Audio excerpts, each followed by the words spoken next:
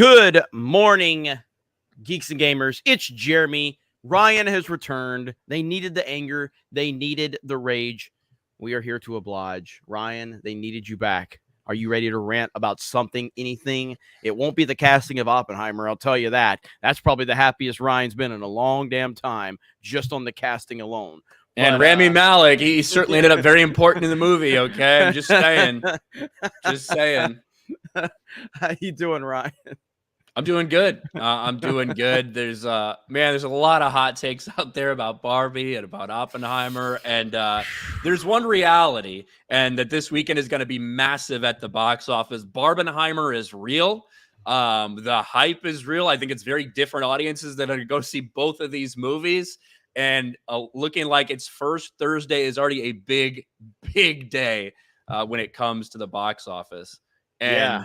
Mission Impossible. I love Mission Impossible. It has a struggle session right now because, in all likelihood, big reason because of Sound of Freedom.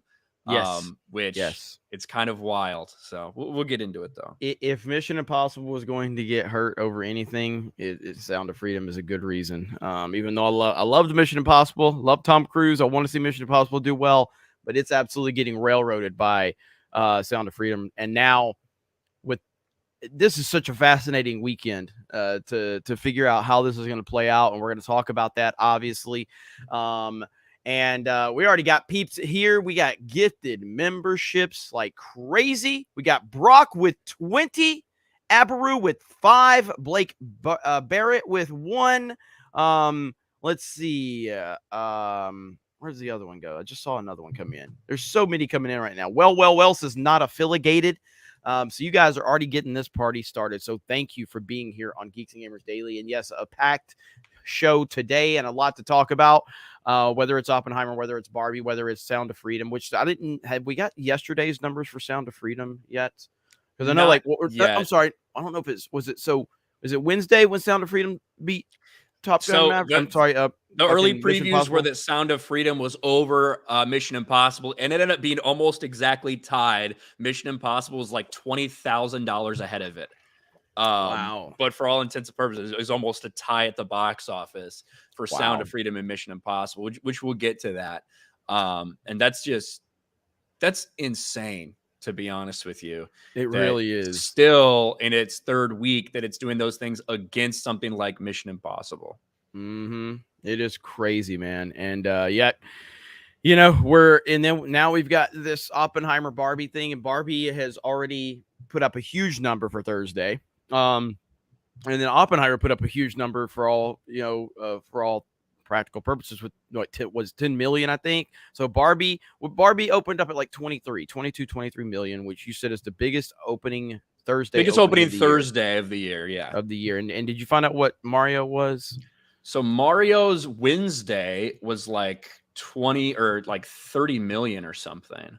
Okay, so that's why Mario's Wednesday was 30. Yeah, the Thursday. Okay, so that makes sense then. Okay, because that's like, no, there's no way Mario was less than 23, but that's because it opened on a Wednesday. So what was its Thursday though? Thursday was 26. Holy fuck! So it can't be the opening Thursday, or I guess just because it's the opening day for it. Is that why? Yeah, the opening day. Okay. Well, and the thing is, when it does come to the Thursday previews, they don't have like showings starting at, they don't have showings starting at noon or whatever. Right. Typically, these previews usually open a little bit later in the afternoon and evening. Now they've increased as time has gone on. It used to be the Thursday previews used to be at like 10 or 11 at night or midnight. That's what it used to be. And then over time, it just slowly moved, and they got more and more showings. But yeah, a big Barbenheimer is on for real. Let's just take a look at this. And let me say, we're not on Kick because, again, our software. So usually when Beardo's here, he does a screen capture and he captures the screen for us. He's not here today, but so with our software that we run, it's just Kick is still not compatible for some reason. So apologies for that, everybody. Yeah. Here we go. We've been talking about Barbenheimer. We knew it was going to be a face-off, and Barbie just delivered a massive, massive opening day. Barbie posts best preview box office of 2023 year to date with 22+ million. Oppenheimer clocks 10 million box office update. Warner Brothers made it official. Barbie collected the best previews not only this summer, but of 2023 with 22.3 million, which best the previous high, Guardians of the Galaxy 17.5. It's a great weekend for the House of Zaslav in the wake of The Flash. And then Universal saying Oppenheimer did 10.5 million in 3,100 theaters. Now, that is about twice of what Dunkirk did its opening weekend or its opening day. Now, again, box office previews were very different in 2017 versus today. It's undoubtable when you looked across at IMAX bookings, so many different IMAX theaters were completely sold out for Oppenheimer.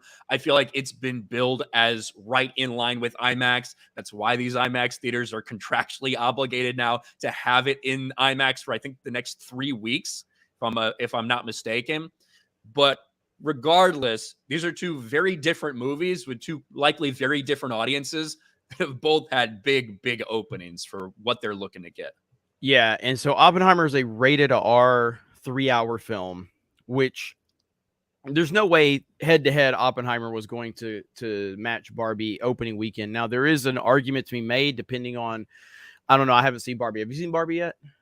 No, I have not. So I've seen every 45-year-old dude's opinion that it's just the worst thing in the world. That's what I've seen so far. Yeah, I am sorry, but when I had an option to go see Oppenheimer versus Barbie, are you fucking kidding me? There's not a chance in hell I'm going to see Barbie when there's Oppenheimer in theaters. There's not a fucking chance. So I have not seen Barbie. Don't know if I'll even see that dog shit.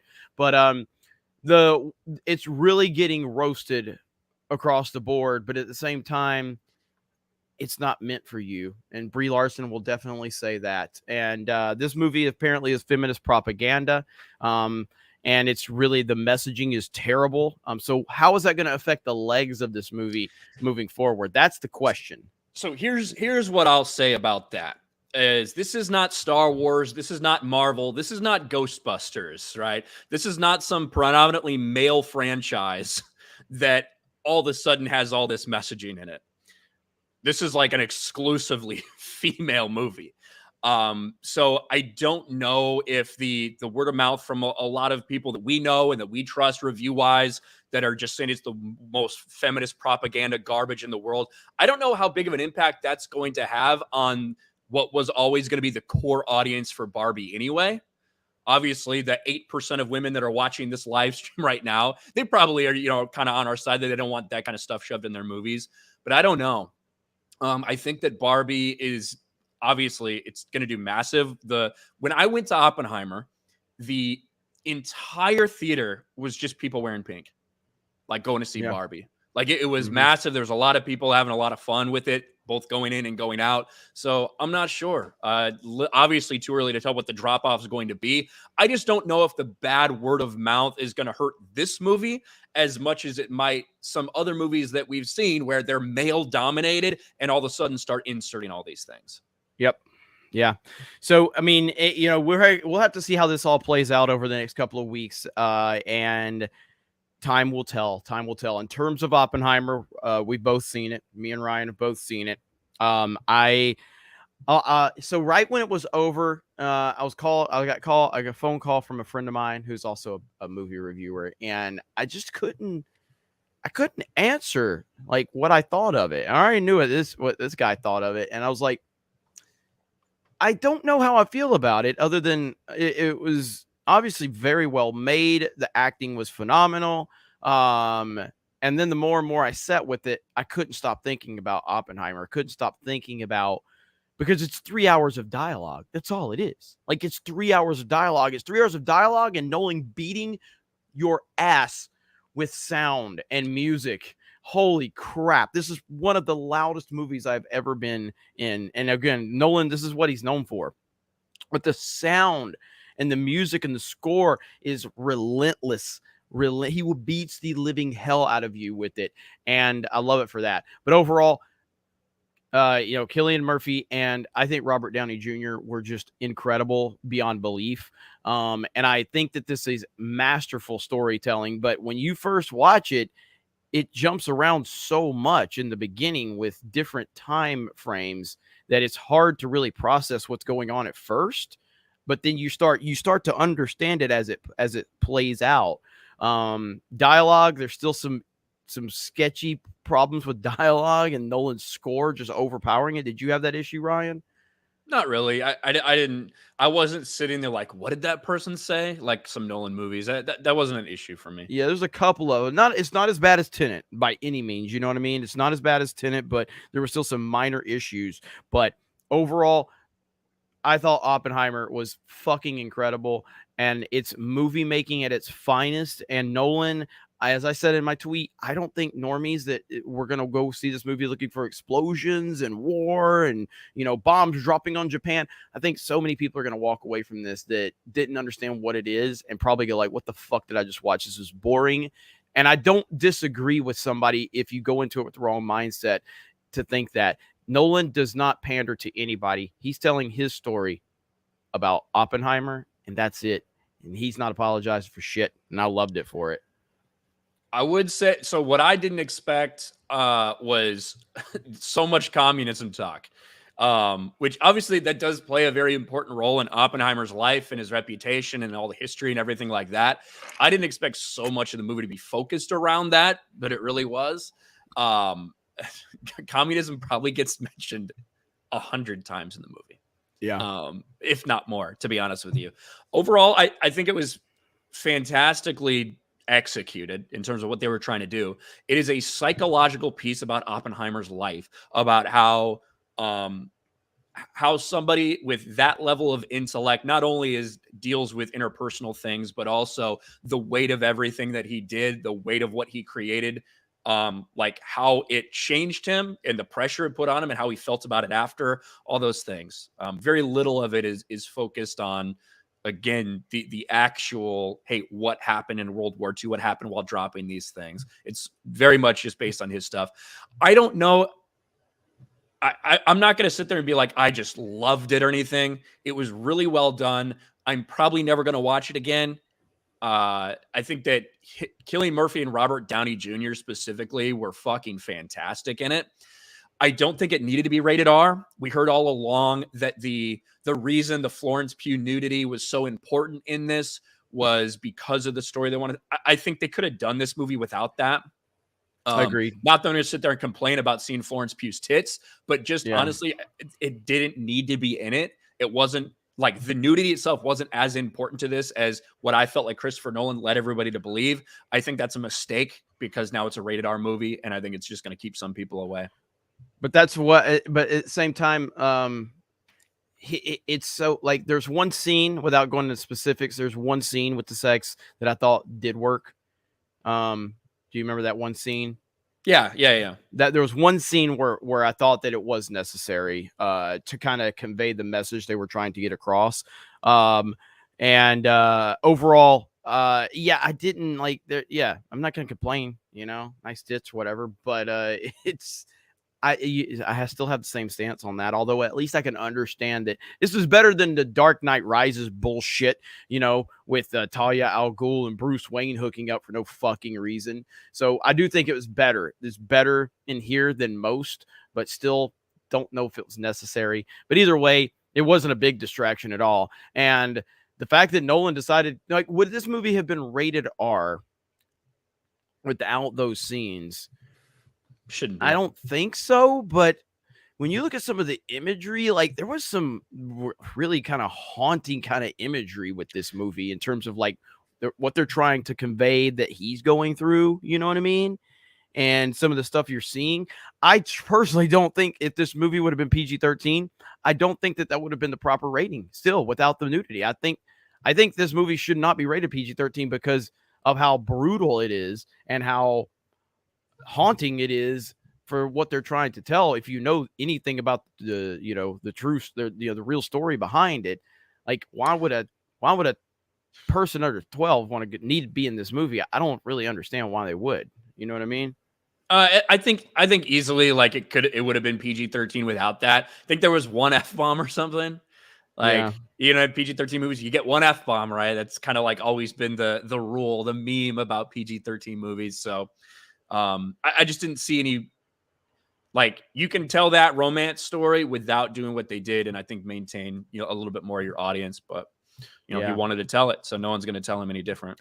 Yeah, but overall, I'm so happy. I want to go see it again. And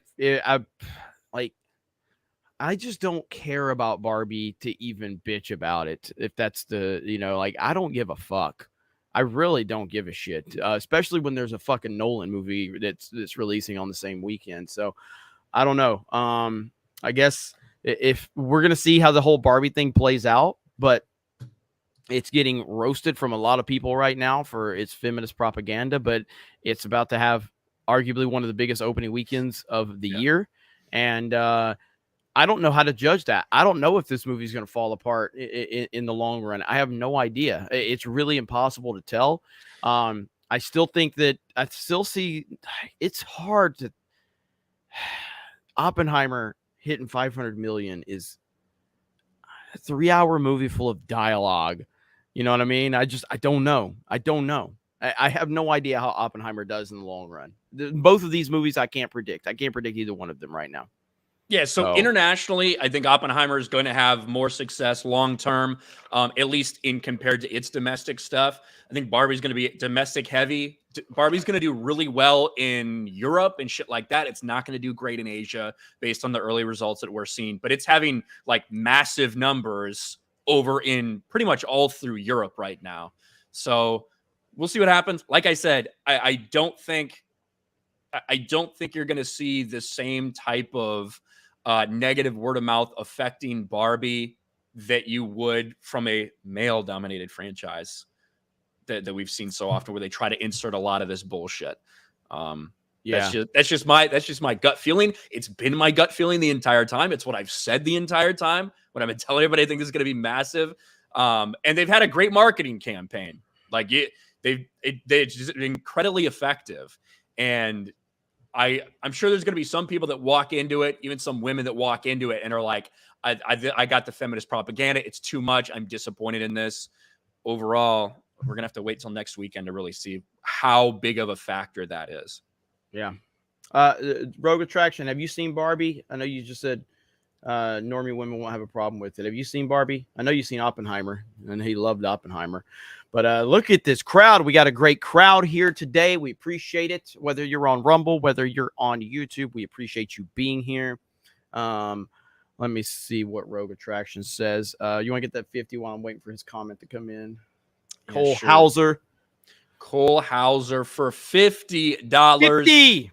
It's Friday, y'all. Hail the 199. Great to catch a live stream again this week. Love the show. Hey, Jeremy, if they were to put, would you put 24 Jack Bauer against James Bond and Ethan Hunt? Jack does have a higher kill count. G.I. Joe, G1 will always rule. Yo, Joe. I mean, Jack, I never really watched 24 with Kiefer Sutherland. Oh my God. 24 is one of my favorite series of all time. Kiefer Sutherland as Jack Bauer is phenomenal. It's tough to compare him between Ethan Hunt and James Bond, though. That's wild. Now, did you hear, and I'm not the biggest James Bond fan myself, and this has been going on for a long time now, but did you hear Nolan has brought the James Bond stuff up again? Well, I think someone asked him if he would ever think about directing to James Bond, and he said, obviously a lot of my work's been inspired by James Bond, and it would be an honor to direct one. Yeah. It's hard for me to believe if this guy really wants to direct a James Bond movie that he can't, because he's got more power than anybody in Hollywood. So, and that the thing about it is I mean, Nolan, from what I remember, and I could be wrong about this, so somebody can fact check me on this. This is something I'd heard of. I'm pretty sure Nolan is the person that cast Henry Cavill for Man of Steel, because he was a producer. He was in on the decision, 100%. Yeah. So, I mean, my point being is, like, if he was to direct a James Bond movie and he brought Henry Cavill in as James Bond, holy shit. You know what I mean? So, because there's already he already has a connection with Henry Cavill. He already knows him. So, what the hell? That would be insane if that happened. And, but, I don't know. I have to believe that if he really, really wants to direct a Bond movie, he's going to get a Bond movie. And he's been talking about this for a long time. But thank you, Cole. I appreciate it. what I would say is the one thing that I would look at when it comes to Bond movies is typically what they're going to want to do is they're going to want to get somebody, they're going to want to have that person for 4 movies guaranteed, right? So, and they're going to tell a story with that character for the next 4 movies. Would Nolan be willing to work with people like that? And that's the question, right? So if you're hiring Nolan, it's almost like you're willing to just do like a one-off kind of story. You're not committed to even bringing this person back. He's not going to want to play in that sandbox, I don't think, at this point in his career. Yeah, that's true. Yeah, one-off for sure, but not there's no way he's doing 4 films. He's not going to commit that much time. Not going to happen. That'd be a hell of a that'd be crazy if he did that though, just for one. But yeah, I see your point. Yeah, and I mean, maybe it's probably a mistake for them not to. You know what I mean? It's probably a mistake for them not to do that. But at the end of the day, that's it is what it is. Yeah. So the other thing too is we got a lot of box office talk this weekend, but it's mainly because obviously everything going on with Oppenheimer, Barbie, and then Sound of Freedom, which is still performing like crazy. I think it's starting to get overseas release dates now. That's what I've been hearing. I know Ryan's a little more plugged into that. But I haven't heard that. Let me look. It's from what I understand, it's getting overseas release dates. That's what people in the chat have told me from their area. They'd like, oh, we got a release date for it or whatever. I don't know if it's in many areas, but so people have been pretty excited about that. And then obviously Mission Impossible underperforming. It just is. There's no way to look at it any differently than just where it's at right now. It's Mission Impossible is going to lose money. I don't know if it's going to lose as much as Indy, but it's going to lose money. At this point, you have to kind of say that because right now Mission Impossible is tracking behind Fallout in terms of domestic. Now, keep in mind, its international opening was better than Fallout's. So we kind of got to look at those international numbers and see how they do over time. Is it going to be enough to offset what it's doing right now? Is it going to have good legs over the next couple of weeks? Who knows? But there's no question they have to be very worried about Mission Impossible Dead Reckoning Part 1 because there should have been no scenario where this was happening, but I don't think anyone bet on Sound of Freedom. I mean, just look at this. This happened yesterday.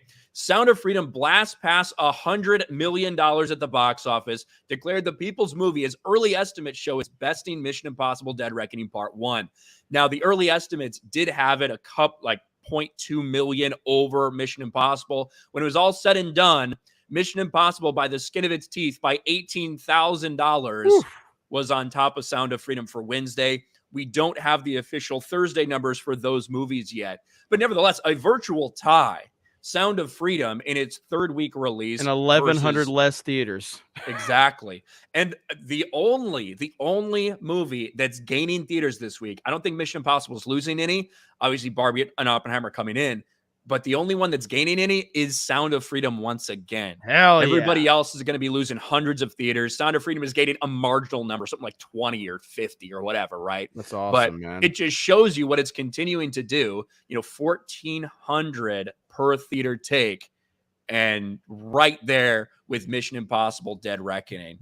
And you can't say enough about this movie. Obviously, there's things that are factoring into this. When you look at the pay it forward system, when you look at the fact that people can gift other people tickets, at the end of the day, all that matters is that domestic number at the box office, $100 million, and that theaters everywhere are packed for it.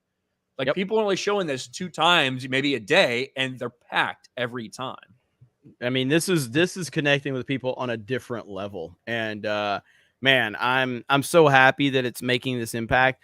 It makes it a little bit easier to kind of just see what's going on with Mission Impossible, that it's not doing as well. No, again, that's domestically. Again, like Ryan pointed out, this has been a historically international heavy film franchise anyway, so it's still going to make a lot of money overseas. Will it be able to make up for the what did Fallout, like a 200 million? What Fallout did? So Fallout was, I think, 220 million domestically and like 550 million international for just under $800 million total. That's what Fallout did. So right now it's tracking behind it internationally, but was tracking ahead internationally, but was behind domestically. I think they were probably really surprised with Sound of Freedom. I think Sound of Freedom is eating into part of that audience, undeniably. Yeah. I mean, we will see. There's a lot. There is a lot going on, and it's exciting that there's so many good movies or at least interesting stories out there to talk about, and the competition is crazy. So, right now though, I would say. Oh, and by the way, I don't even know if you heard about this. Did you hear that they're looking at delaying Dune 2 because of the writer's strike? Well, that's not confirmed. There's discussions about possibly delaying some movies, and Dune 2 is part of that because of the strike. Yeah. I think it has a lot more to do with the actors stuff potentially, because what they want, right? Marketing. They don't want to put a movie out without the actors able to market it. They, Right. you know, like all this stuff. So that's part of the reason you're hearing that. I think it may be a little bit of posturing and saber rattling, to be honest with you. But who knows? It could potentially happen. I don't think that's set for release until November, right? November, December. So from what I heard, it was just there's discussions about delaying some of these things, which I wouldn't be surprised if it did happen, but who knows? Yeah, right here. So Warner Brothers is looking to delay Dune 2 until 2024 because of the writer's strike. So that's just, again, it's not confirmed, but it's just a story out there that's being discussed. I hope not, because Dune is still probably my most anticipated movie of the year. I think it looks incredible. I got to see it again in IMAX, the trailer, and it's just fucking awesome, man. It just looks so good. And so we'll see how that story plays out. But hopefully it doesn't get delayed, but I totally understand the reasoning behind it. Toe Mock 450. With those disappointed with the Barbie movie, I would like to recommend the channel Lucagen. Is that how you say that? Lucagen, for some higher quality Barbie content. Thank you, Toe Mock. And again, I hope you remember I got your 50 that you hit like right when we were ending our stream a few days ago. Appreciate you, buddy. That's like 3 straight days you dropped a 50, so it is appreciated. Hayden Wayne for 50 says, I had a friend yesterday tell me he really liked Indy, but he didn't understand why Indy was old. Turns out that was his first Indy movie. I gave him 3 recommendations and let him know those are the only 3. Why is this guy so old? Why would they come to an old man for help? I was wondering when he started that one off. I'm like, well, why the fuck would he wonder if he's old? And like, oh, it's his first indie movie. That's pretty funny. That's pretty damn good. Oh man. And then Hayden says, oh, and Alex Stein's fight for Saturday is apparently canceled last night. And I wonder if it had anything to do with this wild show yesterday. He was being a menace in Nashville, but it was funny. So I do know exactly what happened with that. So Alex is boxing some Muslim guy named Modine, and Alex, he had talked it like it was a gimmick. It was a gimmick, right? Everybody knew what was happening, but he did it for theatrics. He threw hot dogs and bacon onto the Muslim Modine. Like, you like pork, don't you? And he like threw a bucket of hot dogs. It wasn't actually pork. It was turkey dogs. It was turkey bacon. Like he apparently, according to Alex and video put out, he had already talked to his team about it. They were just playing it up, right? For WWE, right? That's what they're trying to do. And there was so much pushback for it, for the prank, basically, that they canceled the fight because of Alex. Jeez. Which is wild. And Modine put out a video where he's like, I want to fight. I think it's bullshit that we can't fight, blah, blah, blah. So we'll see what happens. So funny, dude. Alex just doesn't give a damn, and I love it, dude. I love it so much. So I did put the Stream Labs link in the chat. I know yesterday freaking Grim comes in and he's like, is there a Stream Labs link? I'm like, oh yeah, sure, I'll drop that. Dropped $500 on Stream Labs. Like, nice. I probably should be posting that every day. So yes, I agree. Sliff 1988. This is why we can't have fun anymore. Yeah, man. Like, people, like, the sensitivity bullshit is just, we are so far over the line at this point of like people being fake offended over stuff. I'm so tired of it. Alex Stein he's keeping comedy great though. He's keeping it great. We love Alex Stein. I saw somebody say that Dune 1 flopped and won't move the needle. Dune 1 was definitely a little bit of a disappointing box office. But Yep. again, you have to remember, it was released on the same day on HBO Max. Yeah. Right? They were still doing that during that time. So they released it in theaters and on their streaming services at the exact same time. So take what that did compared to the Suicide Squad or Wonder Woman 84, right? Things that also had that same day and date. Those ended up making like $160 million worldwide. We're doing it at making 400. So, obviously they thought it was good enough to greenlight a sequel. So this one won't be a day and date streaming, which would be good. Yeah, I mean, Nolan's tired of this shit. That's why he left Warner Brothers. And there was a story the other day. Christopher Nolan blasts studios for misunderstanding the theatrical experience, and he's really like committed to this whole like theatrical experience and wanting the audience to get as much as they can out of the theatrical experience. And that's why he left Warner Brothers. It was, I'll be honest, as a Nolan fan, it was kind of weird seeing the Universal logo, this time before his movie, because I've gotten so used to, like the WB and everything. But yeah, I mean, was it Paramount? What? It was Warner Brothers, and he also did Paramount, right? If I'm not mistaken, Paramount was Interstellar. If I'm not mistaken. But anyway, it was weird seeing Universal. This is his first Universal film, I believe. So that was kind of weird. And yeah, with Dune, I don't know, like, how much is Dune going to do? I think Dune is going to do a lot better. Dune Part 2 is going to do a lot better than Dune Part 1. I think it's going to do a lot better. If I was just early guessing, I'm like 600, 700 mil, something like that. It's definitely going to get it. I think it could potentially double what the first one did. The first one did like 400. Mm-hmm. So I think it could double it. So yeah, I think like to me, 600-700, and obviously the budget's lower than a lot of these other massive box office expenditures when it comes to Dune Part 2 as well. So they're able to take a budget of like half of that of Indiana Jones and the Dial of Destiny and make it look better. Yeah. Just because of the actual filmmaking. Yeah. So I'm really looking forward to it 100%. Let's get some of these super chats. D Breezy for 10. I think MI7 just needs to hold the line. The rest of the summer slate is weak. I'm going to see MI7 tomorrow. No plans on Oppenheimer until streaming. Barbie is some gamer word shit. Thank you, D Breezy. I have no desire to go back to a theater and see Oppenheimer. I thought it was going to be like really. I will say this. I think that the importance of seeing it in IMAX for this movie is a little oversold. Ooh, I disagree. I think there's only really one like great big moment that I'm like, I would love to see this in IMAX. But the sound is part of it too, and that sound in those IMAX theaters is fucking brutal, and you need that, like that beating the hell out of you. So I disagree, and I still thought like even some of there were some really cool wide shots that were done throughout the movie from time to time that I thought really kind of immersed you into it as well. But the sound, I think that's necessary, and the IMAX sound is next level. So yeah, I don't need it. Japanese Demon Lord Abir Lucifer for 10. Easy way to make Captain Marvel successful. Take notes from anime and put her in fantasy world with magic and dragons. Don't take the story seriously. Make it crazy over the top.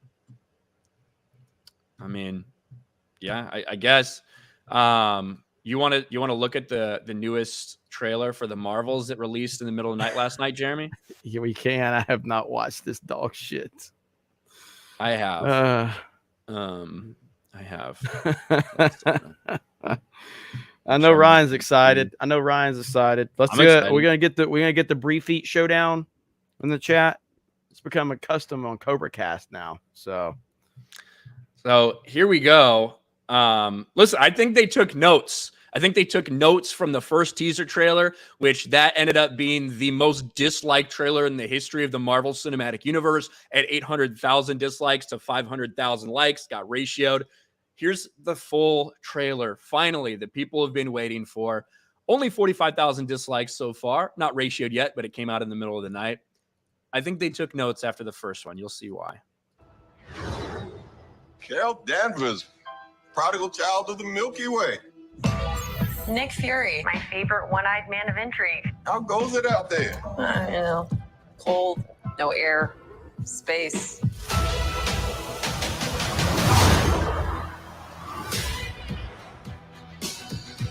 Captain Marvel, the Annihilator.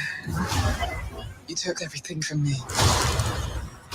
And now I'm returning the favor. This is so fucking bad.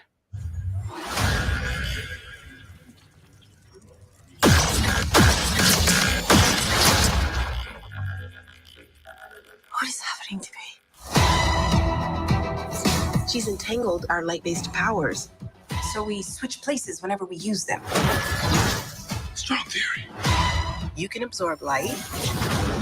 I can see it. And Kamala... Who's Kamala? Hi. She can turn light into physical matter, which I have never heard of. I could totally show you. No!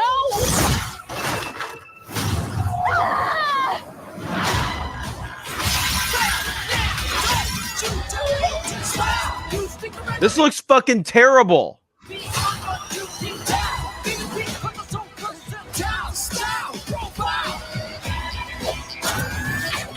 She's targeting every planet we call home. I would never choose to bring anybody into this. You are not the only thing standing between this and the universe.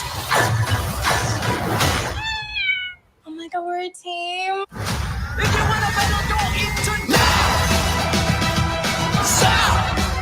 Higher. Further. Faster. Higher, further, faster, baby.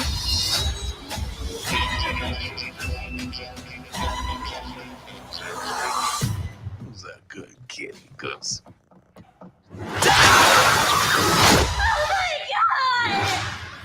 I can't. Can you? I got it. November 10th. An early birthday present to me. The Marvels comes out on November 10th. Jeremy, what do you think? I've watched this already. So what did you think about it? I love the Josiah lame emotes. Lame. Yeah. Let me just say, I'm gonna be honest, okay? Brie looked pretty good, okay? Mm-hmm. Brie looked pretty good. Okay? I think they like specifically put more of her in the tank top. Yes, Like they took notes off what went viral for the first one. Yes. Brie, this is probably she's probably the best she's looked in any of her movies. Overall, I think this movie looks horrendously bad. I think it looks cheap. I think there's nothing that excites the audience to go see this movie. It looks like a parody of sorts. The CG looks bad. A lot of the acting looks bad. This movie looks fucking horrendous. So this is the villain Dar-Ben, who, by the way, is a dude in the comic books. They gender swapped for this. And of course, it can't just be a villain. It's like, I've been wrong. You took everything from me. I'm a victim villain. That's what Marvel does now. When they have these female antagonists, you can't really call them villains. They're victims. That's what they all end up being. So I'm sure everything's just a big misunderstanding. They'll probably have a big girl power team up by the end of this movie. And Monica Rambeau just continues to fucking touch random shields of light. Dumb bitch does not learn her lesson apparently. But yeah, overall, higher, further, faster. I'll say a couple nice things. I think Iman Vellani, she seems really cute and like she's having so much fun playing the character. Unfortunately, the character Miss Marvel sucks, is awful. Nobody liked her in the comic books, failed time and time again. They're obviously going for a different vibe in this than they had in Captain Marvel. I think it's undeniable, but I think it's a little bit too late. Also, Nick Fury seems like a completely different dude in this than he does in Secret Invasion. And I haven't watched Secret Invasion, but I've seen all the clips, and it's drastic. So it's like, what is this motherfucker, a Skrull now? I don't fucking know. But I guess we'll find out. Overall, it looks I think awful. It looks bad, and this movie's gonna make dozens of dollars. All right, I think this movie's like, I don't know what the budget was, 200 million, something like that on this. Probably more, but that's the initial report. This is going to be another massive loss for Marvel. Just chalk it up for another loss. This looks terrible, and the opening weekend will be very interesting to see. But I can't see how people have any interest whatsoever. God, what a bad trailer. What a bad trailer. A really bad trailer. I can't wait. Jeez. Linko Kenobi for 50. What's up, guys? Have you guys watched the trailer for Spider-Man 2? Looks awesome. Looking forward to playing this game. Jeremy, I listened to your argument with Beardo of who will win Game of the Year. Sorry to say, I'm going with Spider-Man 2. There's no way Spider-Man 2 is going to beat Tears of the Kingdom for Game of the Year. But I do think Spider-Man 2 will be great. I just don't think that it's going to win Game of the Year. Yeah, I don't know. It's going to be Baldur's Gate 3, the one with the bear fucking. Chris Corran for 2. Ryan, where are your new Brie pictures? I don't have any, guys. Send them my P.O. box. King of Diet Coke for 5. Hail Barbie. Hail Whammon. Amen. Thank you, King of Diet Coke. Christian Rocker for 199. Grace Randolph's Oppenheimer take is comedy gold. Mr. Have you Dang. seen it? Did you see her review? I saw that she was one of the only like rotten critics on Rotten Tomatoes. But I don't watch Grace Randolph. I don't watch like people that I know that I am gonna hate. I don't do that. So no, I haven't watched Grace's review. Do that all the time. Holy shit! That's a lot. Holy shit! Hello, Geralt. 500. That's a lot of money. What? That's 50 times 10. 500. Morning show's great. Keep it up, boys. You hear about the $2 billion American-themed amusement park opening in Oklahoma in 2026, sized to rival Disney World, with plenty of ex-Disney Park employees helping design it. No beer today. Must have fallen off. That's a fantastic way to end it. I am not familiar with this. I'm not familiar with this amusement park opening in Oklahoma in 2026. I've heard something about it. Let me see if I can jog my memory. That was good. No beer today must have fallen off. So beer said like Tears of the Kingdom's fallen off. It's like, what? It's good. It's good stuff. 500. Thank you so much. Really appreciate that. That's insane. Yeah, 125-acre theme park was designed by a team including more than 20 former Disney Parks builders and Walt Disney Imagineers. The American Heartland Theme Park and Resort. Really? Mm-hmm. I'm in excited. Oklahoma. I'm sure Jay is aware of this, and Jay will be back next week. So I'm hoping that they could do something with it. Oklahoma's it's a really good location in terms of like centrally located in the United States of America for the most part. It's not, it's obviously it's a little further west than, but in terms of like, I guess, do they get a lot of tornadoes in Oklahoma? Yes. So that would be the only thing, but we get hurricanes in Florida. So, you know what I mean? So a little more warning for those. So, little bit, but hopefully, they can do something. I mean, right now, Disney's theme parks are struggling. There's no doubt about it. There's no way to spin that. And even Disney fans have acknowledged the reality that they're struggling. It really comes down to IPs and what IPs you can have. But I say that, but Disney was built off of like, and Bob Iger got caught up in some controversy years and years ago where Bob Iger basically made some remarks being disrespectful towards the Expedition Everest, which isn't themed to anything. And because Bob Iger is so focused on like every attraction being attached to an IP. And if there's an attraction that wasn't attached to an IP, it's almost like he looked down on it or something like that. And and park fans, Disney park fans got really frustrated with him when he said that, because it's like some of the most iconic brand or some of the most iconic rides aren't really based off an IP. So while IPs are important to get people in there, if you just make iconic rides, that's really how you get people to continue to come back. You get them into the park with the IPs, you get them returning with those amazing rides and the amazing experience. So thank you so much. And we will look into that further. I'll talk to Jay about that. Maybe we can cover that a little bit for Park Hop. Thank you for that really enormous super chat. Greatly appreciate it. So it's less than 2026. 2026. So I have to look into that. Thank you. shout out. And we're so happy you guys are enjoying the morning show. We got over 3,000 people here. We got over 400 people over on Rumble. So thank you guys so much for tuning in. Good stuff. Over on Rumble, Booty125 for $2 says, went and watched Sound of Freedom for the second time yesterday, except for the front row. Theater was almost sold out, 4 p.m. on a Thursday. Thank you, That's Booty. awesome.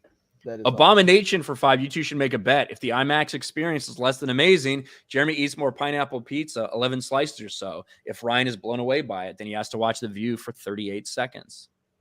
What's the bet? If the IMAX experience is less than amazing. Well, that's subjective. So yeah, it's tough to do that. Abomination for another 2. I can see Light, bestest superhero ever. Yeah. And then Booty for $2. Monica Rambeau, if you flip a light switch, I'll notice.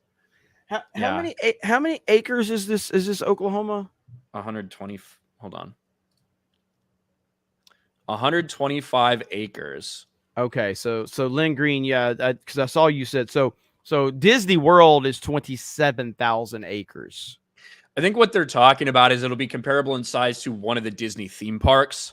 Which, if you take like Magic Kingdom or okay, I don't know the names of any of the other ones, to be honest with Animal you. Kingdom, Epcot or whatever. Hollywood Like Studios, probably those are like comparable in size. That's probably what they're talking about. Okay. Yeah, because the amount of land that Disney has in Florida is insane. It's insane. Mr. Dangs for 2 months. Hail the 199. Thank you. Jeremy Howard becomes a channel member. Andrew for 2,500. I know words. I have the best words like sternocleidomastoid and what the fuck? I haven't. It's because we push this on. So whenever we mess up on super chats, this is what we play now. I know words. I have the best words. But there's no better word than stupid. I know words. I have the best words. Sternocleidomastoid and hold on. This is a really long one.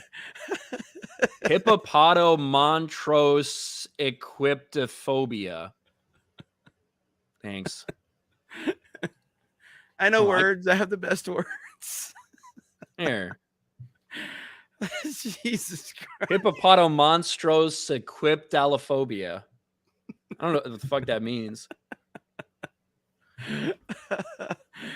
Oh man, I love our chat. Our chat's the best. So. Boston Barrel Budget Films for 5. Francine Barbie say, cool, have fun. You do you. Francine Oppenheimer, let's fucking go. Enjoy it. Tell me about it. Yeah. Thank you, Bottom Barrel Budget Films. Ackle WP2 gifts a Geeks and Gamers membership. Thank you. John Connors, channel member for 2 months. Oppenheimer's crack cocaine for war geeks like me. Hail the 199. I don't know if you've seen it. Maybe I don't know about that. Well, some of the nuclear stuff was more interesting to me. Yeah, I mean, it's it really just comes down to it is not a war movie. Obviously, it's giving you a small, contained story about a very important element that led to the end of World War II, but it really has nothing to do with the overall war itself. There's a couple of references, and like I saw some people were saying like, oh, it's leftist propaganda, it's anti-American. No, it's not. No, it's not. Like, it literally talks about in the movie multiple times. I remember anyway. I know I heard it once, but I feel like they said it multiple times when they talked about dropping this bomb will save lives. That was said in the movie multiple times. If we drop this bomb, we are saving lives. Let's bring our boys home. Let's end the war. This will save lives. It's a net. It will not. It's not a tragedy to kill these people as much as we are saving people by doing it. That wasn't. Yeah, but that was portrayed in a light of them trying to convince everyone to be okay with it because of this. And then in the aftermath, Oppenheimer mentioned several times, like, I've basically just been told that we did this after the war was already over and like stuff like this. So he's grappling with those things. Right. That's portrayed as someone convincing him to ignore his moral compass to do that. That's I will say the only thing that that and again, when you get into real life stuff, and again, I don't know the truth of the matter. I don't know if it's on record. I have no idea, but the conversation with him and Truman, I didn't like that, but maybe it's proof that happened. You know what I mean? So one thing to keep in mind about Oppenheimer is when you watch it, everything that happens in color is not fact. It's subjective. Right. Everything that happens in color is them telling a story. Everything that happens in black and white is no shit, this fucking happened. Yes. Right. So yeah, when you watch it, you got. And Nolan said that. Yeah, Nolan said that. And Nolan but said that. But you wouldn't know that if you just walked into the movie, though. No, you wouldn't. And again, that's Nolan though. He's uncompromising. He's like, I expect you to figure us the fuck out.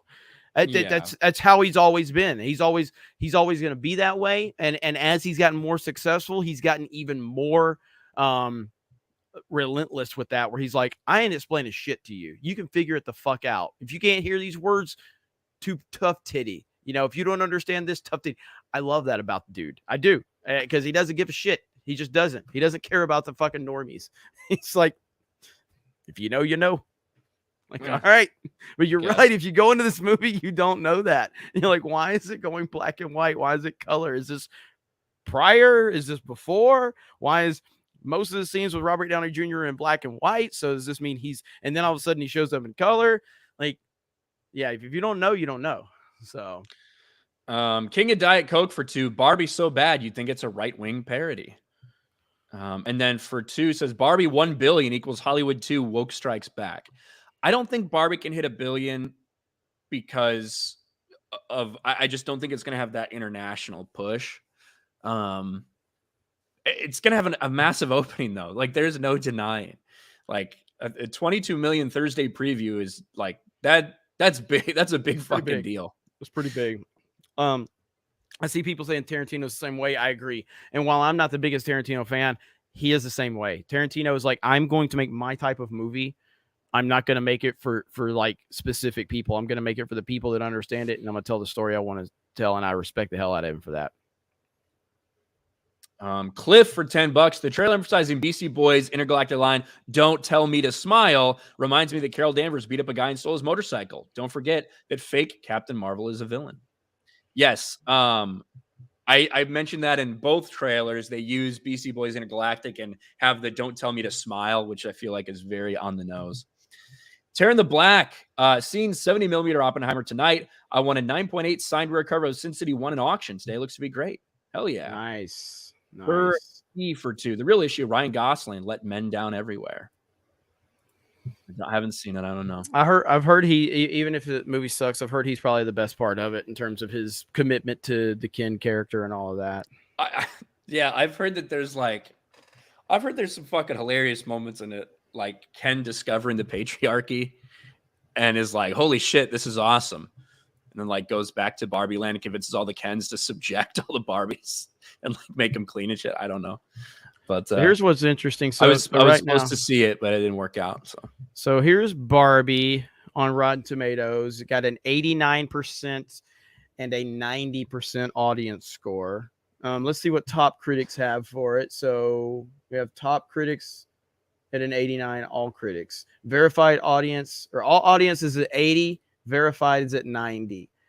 So let's see what Oppenheimer looks like. Probably like 94, 97 or something. Oh, there you go. So yeah, 94. And then let's do top critics, 95. All audience. Even though the all audience is 1% lower, the overall score is higher. That's pretty crazy. So yeah, I am shocked at Oppenheimer. Not for me personally. I love the fucking movie. I'm just shocked that it's got that high of a rating from the audience. I swear to God, man, I see so many people walking in this movie expecting one thing and walking out going, "What the fuck did I just watch?" I feel like that's going to happen a lot. I just disagree with that inherently. We fought about it before the stream. Yeah. I think Oppenheimer has been marketed not as a war movie, not as anything like that. It's been marketed as a character piece on Oppenheimer. Well, I don't disagree. I'm not saying the marketing's been bad. I'm just talking about people that hear, oh, it's about the first atomic bomb. Oh, it's about World War II. Like, I just feel like there's a lot of people that are going to go in there with the misinterpretation. 3 hours of dialogue and it's rated R. And you showed me no violence, really. You showed me no blood and guts. You just showed me a pair of tits, you know? Yeah, but I feel like the So- people are going to hear about it from marketing, and I feel like the marketing for the movie has not misled in any way. It's just been that.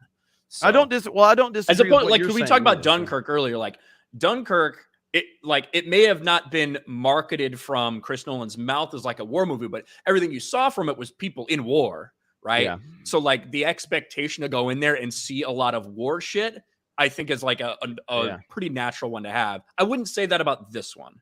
Yeah. Well, people ask me, like, what do you mean by normies, Jeremy? I'm like, basically the MCU audience. That's essentially what I mean. And I don't mean that disrespectfully. Okay. I'm just saying that's the normie audience. That's the MCU fan base for the most part. Not all of them. I love the MCU movies, the good MCU movies, but the MCU fan base is made up of people that, want unnecessary jokes. There's one joke in Oppenheimer. There is one. It was pretty funny too, by the way. Matt Damon.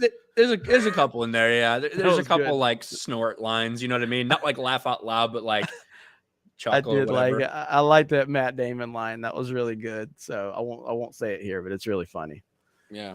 So. Whereas I feel like Barbie's been marketed as like just a fun movie. A lot of people are saying it's not that at all. A lot of people are saying there's more to it than just that. There's like a just fucking heavy feminist messaging in it, which isn't necessarily a surprise to me if it is.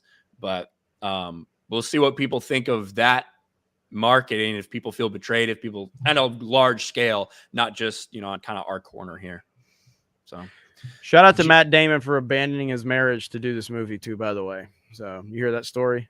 Yeah, he's like, I told my wife I wouldn't do a movie unless Chris Nolan asked me, and Chris Nolan must have wiretapped his shit. He told his wife they were in couples therapy. He left couples therapy because Nolan called. That's awesome. Fair enough. Not going to work out anyway. Jam member for a month. I haven't missed a show since day one. I replaced Steven Crowder with G&G Daily. Nice. There you go. Hey, not that I would ever tell you to stop watching someone for us, but the fact that we've earned it is appreciated. So I'm glad we earned that, and we take that seriously. We got a lot of super chats. Justin Inns for 5. Went to watch Oppenheimer in 70mm IMAX yesterday in San Antonio, but the audio cut out around 40 minutes, so I didn't get to finish the film. Oh, it's a fucking conspiracy! Oh my god! Holy shit!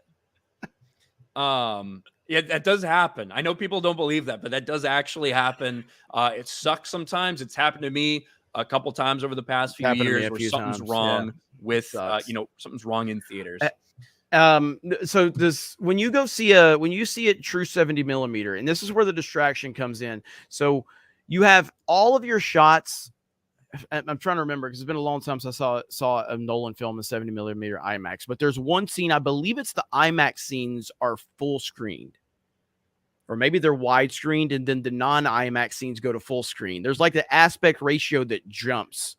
Yeah, so you on a normal theater, you get widescreen, you don't get the extra on the top and bottom. Right. And it jumps back and forth. So like the Dark Knight Rises, for instance, I think there was maybe like 30 or 40 minutes. Maybe it was a little more, but like, so there was like, it would change, the aspect ratio would change. It's a bit distracting. But you also do get to see it in its full 70mm glory when you see it in IMAX. So 15 member for 2 months. Don't mind me. Just like magical creatures, I'm lurking while I work. Hail the 199. Thank you. Crazy Clown Town. Crowder takes more breaks than the government. He's got a lot of court appearances to keep up with. Crazy Clown Town member for 12 months. Do you think Oppenheimer's going to explode in the Japanese box office, or will it bomb? Third time's a charm, right? I don't think it's got a release yet. So I don't know if Barbie's going to do spectacularly well there either, but we'll see.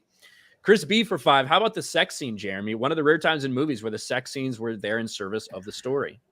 I can at least say that that was the intent behind it. I still don't think it was fully necessary to have her just being naked, except for there's one scene in particular that it did really push home the point that they were trying to make in that moment, where basically she was being imagined, and and that I think worked very well.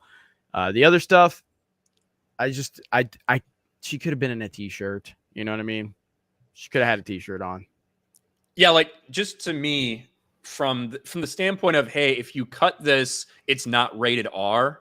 I feel like you could have had the same emotional weight, you know, utilizing a little bit different aspects of shooting or storytelling or whatever, without having to do that and keep your PG-13 rating.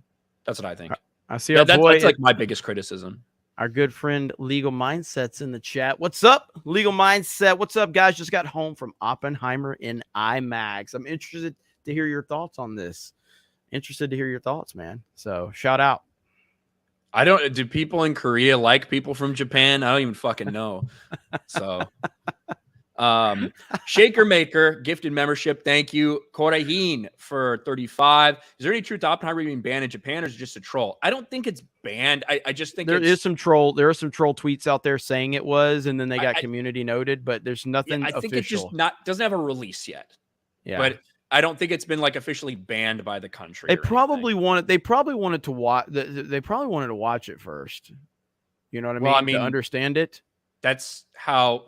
So I mean, that's how all of these things work, right? It gets submitted to like a certain governing body for movies in different places. That's why, say something Multiverse of Madness is about to come out and it's releasing. Some fucking Muslim country gets canceled because there's a pride flag or whatever. Like that's how all of it works. They watch all of them. They pre-screen all of them. So Japan has had the opportunity to. They just have not approved it as of yet. So, Corvus 6 for 5. LOL. Disney's probably looking at Barbie's opening, going, "What the fuck?"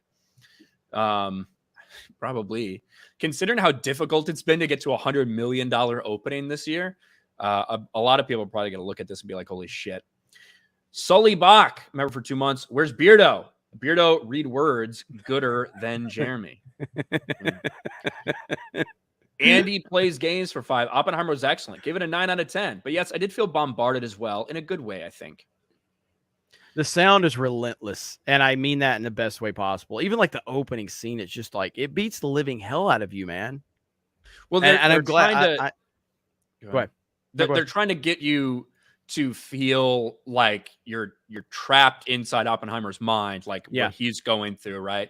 At certain points. So there's definitely a pounding when they're doing that kind of thing. A Money Wilson says, "Tears of the Kingdom trending on Twitter. Beardo must have fallen off. Beardo only uses best words." I'll drop a full review. Definitely better than Barbie. That's not a compliment necessarily from what I hear. Also in Bangkok at the moment. I'll actually live in a very Japanese area and definitely some Japanese in theater. Not disrespectful at all. Shout out to you, Andrew. There you go. I don't think that's like part of their culture, right? Respect. So, Alistair for 5. They saw what happened last time. Alistair for 5. Do you think there's a chance Last Jedi will gain a new appreciation by Star Wars fans the way the prequels have? Absolutely. I don't think not in any way, shape, or form. Not even close. Deuce Pigeon for 5. Ubisoft just had a Bud Light moment. They published DEI and gaming video. The comments are mental. Ubisoft has been this way for forever. You can't even call that a Bud Light thing. Ubisoft has always been very forward about their progressive nature. Yep. So, Angel Chang for 2. If Barbie wasn't woke, 1 billion could have been guaranteed. Maybe. I don't know. I don't know if anything can guarantee $1 billion at this point. Deuce Pigeon for 5. Ubisoft destroying Tom Clancy with forced DEI. Chris B for 2. 24 is brilliant. Bauer's like a crazy Terminator. Yes. From Grega with love. I think Cavill would be a good Bond, but I don't think Nolan's style's right for the James Bond series. That's fair. I could definitely see how Nolan has such a unique style. If Nolan would have never directed a Batman movie, and then I just saw all of his other stuff, I would have been like, I don't think Nolan worked for a Batman. You know what I mean? Clearly that's not the case, but I've said that in the past, like when people have brought up him for Star Wars and things like that, I'm like, I don't think that would work at all. I don't think that would work at all. So, yeah. Jay's Salty Taint for 199. Cobra Cast was great. Brief feeders be gone. Cuckachew for 2. Is it not too long? Could it lose half an hour? I think I was ready for it to end. It could have lost half an hour. I don't say I was bored, but I was ready for it to end. So I personally was not ready for it to end, but I think it could have lost. It could have lost. There was some. They could have cut some of it out, maybe 15, 20 minutes.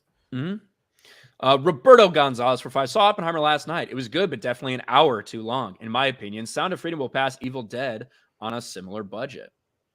Sound of Freedom is past, well, probably either today or tomorrow, it'll pass The Flash in terms of its full domestic run that The Flash had. The Flash sit like $107, $108 million. So bad. Trinoculus for 5. You heard of the American Heartland Theme Park and Resort? Yes, we just talked about it. Miguel Pantojas for 5. Sound of Freedom proves pro-America outnumbers the woke agenda. Let's go, baby, America. SBZ for 5. Barbie defenders argued movie reviewers, y'all watch are all guys, so of course they hate Barbie. Any female reviewer recommendations? Don't say Grace Randolph. Yeah. I don't know. I have no idea. Again, like, I think it's going to be I think people are expecting, look at how woke it is, as terrible word of mouth. It's going to bomb in its second weekend.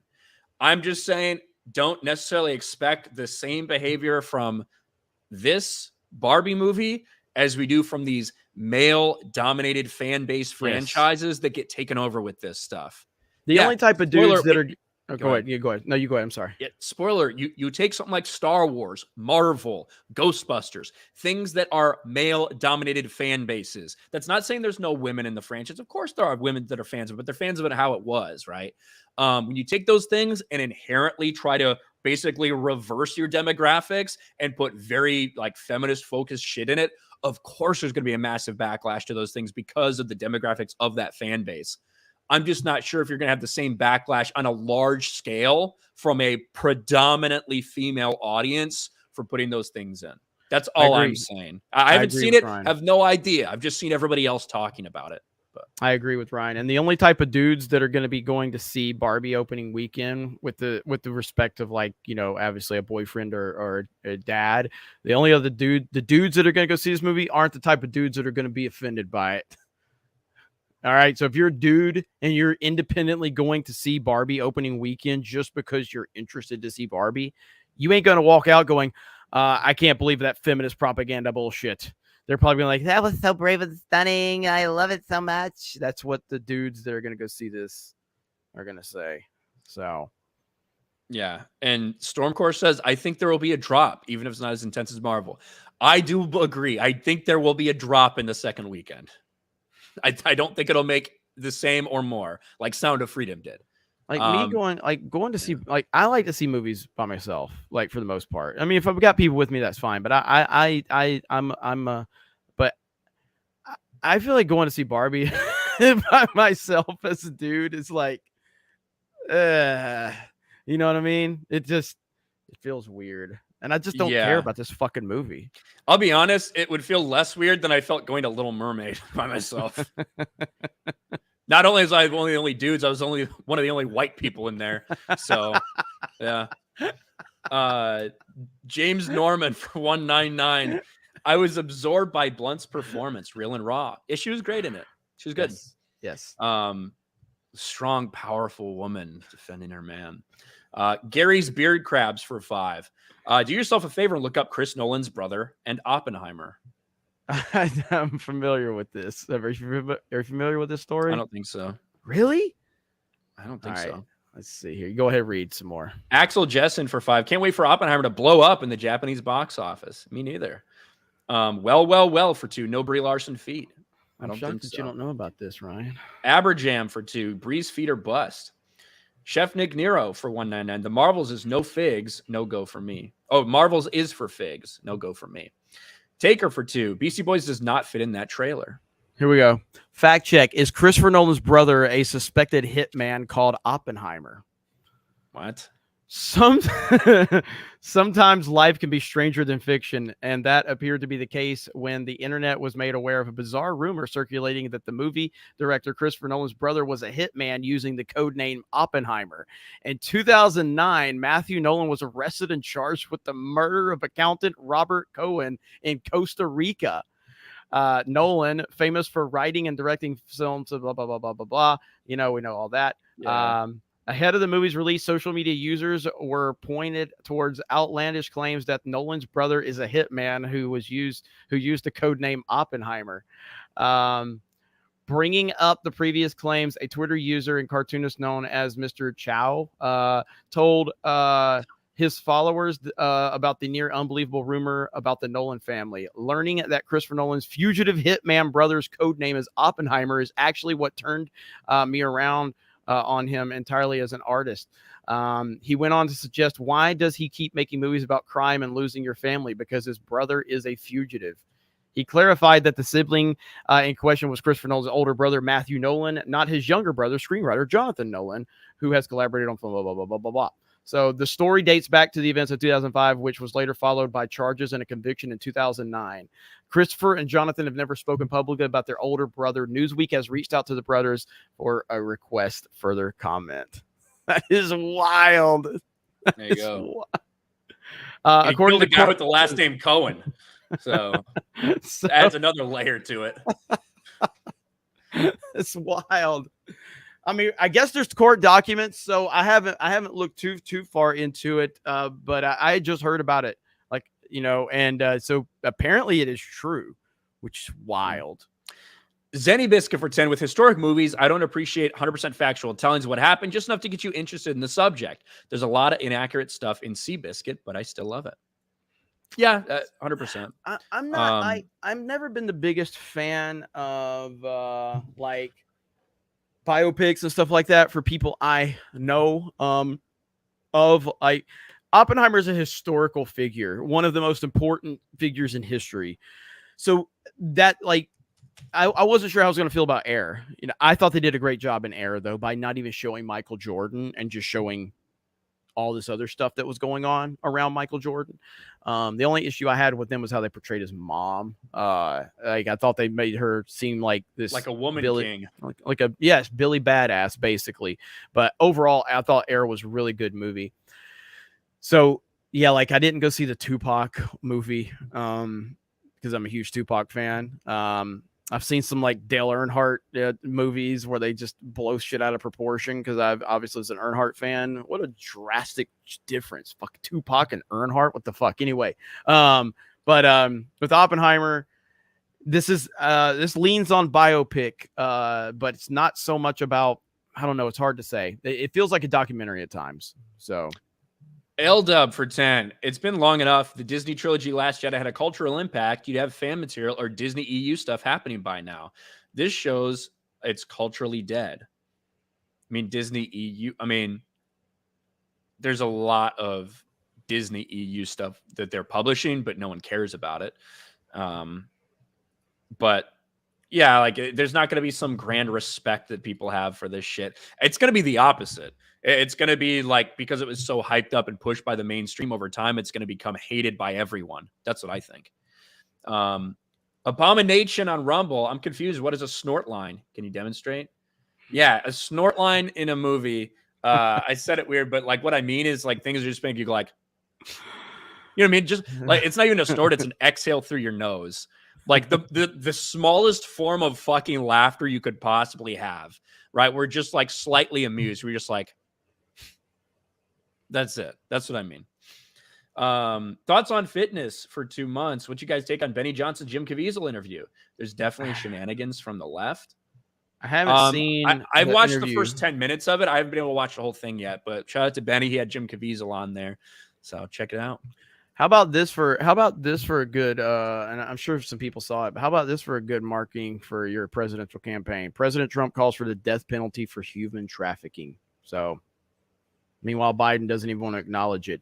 Sound of Freedom. Go watch it. This movie that's how important this movie is. It's opening up a whole different level of discussion about what's going on. And that's why it's so important. I saw people saying Oppenheimer, most important film of the century. I think Sound of Freedom is probably a little more important. Well, I don't know why Oppenheimer would be that fucking important. I know. Why is that an important movie? Yeah. It's like a story that's like a guy who's very well known. I don't know. Yeah. Japanese demon lord Abir Lucifer for 5. The day feminists figure out most women see superhero movies for the hot guys will be a great day. I think the only superhero movie that had a predominantly female audience was, I guess I don't know what Captain Marvel did, but Aquaman got to $1 billion on the back of thirsty women. So, Butter Biscuit for 5. Ryan, me and my dad used to say if Jack can't do it, no one can. Jack Bauer over everyone else. Jack Bauer probably has a more, like, James Bond's been around a long time. James Bond's in a lot of shit, though. I wouldn't bet against Jack Bauer, though. Just Nova for 5. Another reason Disney parks suck is because Mickey and the crew are no longer iconic. We call it the Mouse House, but it doesn't mean anything no more. Sparian for 199, probably a foam finger. Thank you, Sparian. Sir Hat for 2. Just tell me this is Einstein in the movie. Yes, Einstein is in the movie. GC for 2. Barbie cups. Stay perky, my friends. Hail to the 199. Thank you. Japanese Demon Lord Abir Lucifer for 5. Mattel first released Barbie in Japan back in the day. Oppenheimer also released his first product in Japan. It's true. Eric Stratton for 777. IP is the sauce and the basic theme park ride is the meat. But nostalgia is the super sauce if done right. What is intercostal moose musculus? Intercostal moose musculus? I don't fucking know what you're talking about. Is that a random word we're supposed to know? Sounds like something in your body. I saw this this short going around. It's so weird to me. God dang it. Why does this keep happening? They run the muscles that run between the ribs. I don't fucking know. There you go. Well. For $2 says no Brie Larson feet. Got it. Butter Biscuit for 5. I'm sure Az will say her Bob's Out was the best 38 seconds of the movie. Hopefully there's no sounds of zippers opening and closing in the theaters. There was one dude in my theater that every time Florence Pugh's tits were on screen, he just went, yeah! Yeah, it was pretty funny. So look, I saw this. I have no idea if this is real. It seems so fucking weird to me. But it seems like when people act with a MCU character cameo, I don't know if this is real, but it's funny as hell. Right here. This is during the trailer for Oppenheimer. All right. This is the most important thing that ever happened in the history of the world. That can't be real. That can't be real. People go, yeah, Einstein. That's got to be like dubbed or something. One more time. How about because this is the most important thing that ever happened in the history of the world? You know why I don't think it's real? Because, like, it sounds like whoever is filming is the guy that's screaming, let's go, but the camera doesn't, like, do anything. You know what I mean? I don't think that's real. Fuck that. Oh, yeah. So funny, man. Yanks fan for 5. Saw Mission Impossible last night. Movie was great. What did you guys think of Haley Atwell as Lara Croft? She'd be fantastic as Lara Croft, actually. So. She might be a little old. That'd be my thing. Yeah. She's in her 40s, I think. Yeah. Let me check. Just science nerds treating him like he's Henry Cavill's Superman. Yeah. Yeah, she's 41. So probably a little bit old to get in the franchise, but I like her. Einstein has the most toxic fan. Yeah. Dragon Dan. Well, it's really all relative. All right. Dragon Dan for $5. Do you think the nudity and constant music was to keep audiences awake? I felt both things ruin it for me. Couldn't understand a lot of it. I think it's just for impact. I came to laugh at you for 5. Jeremy liked the Marvels trailer as much as Anthony Weiner liked being on a PBD podcast. Woo! Yeah, that was very contentious. That was really, man, you could tell from the start. I like that Weiner just went after him. Like, you know what I mean? He was there to fight. That's real. That's pretty good. Einstein 99. East Coast Toasty Boy for 2. Just in, Oppenheimer nukes Japanese box office. Garfield's Bizarre Adventure. Hey, Jeremy, I came across your old Last Jedi reaction randomly from a YouTube recommendation. It's like you're an innocent little boy then. Yes. Before The Last Jedi, before it all fell apart. Jeremy Shelton for 500 yen. Most young people over here in Japan have no idea about World War II. Their history classes skip between 1942 and 1945. Makes sense. Luka Pilipovich for Aussie $2. Herpes versus Oppenheimer. Yeah, he fucked. Oppenheimer fucked. That's one thing you get from this movie. Coragine for 35. Comparison of Oppenheimer to Interstellar soundtrack. I love Interstellar score. Haven't watched Oppenheimer yet. Thoughts? I mean, I think Interstellar soundtrack's my favorite soundtrack of all time. I love what Hans Zimmer was able to do with Interstellar. The Oppenheimer soundtrack is different, but it's relentless, man. It's like the Interstellar soundtrack is made to give you this kind of sense of wonder and excitement, and the Oppenheimer is a sense of dread and haunting emotions and to beat the living hell out of you. It's different, but it's good. It's not Hans Zimmer. I can't remember who it is that did this one, but yeah, I love the Interstellar soundtrack. Game On Sports News and Picks for 10. What's up, man? Saw Oppenheimer last night. It's like Nolan took a Robert Barnes Hush Hush episode and directed it. 10 out of 10. Will admit the constant background music and noise gets annoying, but that's a Nolan film.